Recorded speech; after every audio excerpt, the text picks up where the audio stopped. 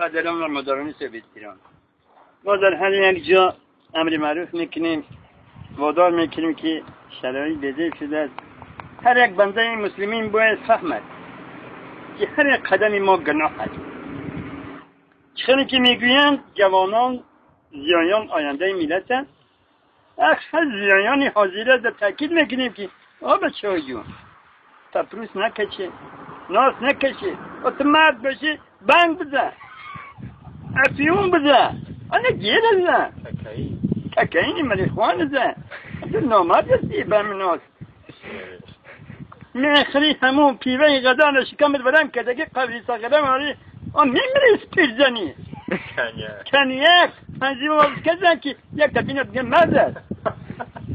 این نامرد برادر به همون چشمی بد نگاه میکنی، در همون دخترها در همون بیوزنها نگاه میکنی، حسد میخری، این نامردی است.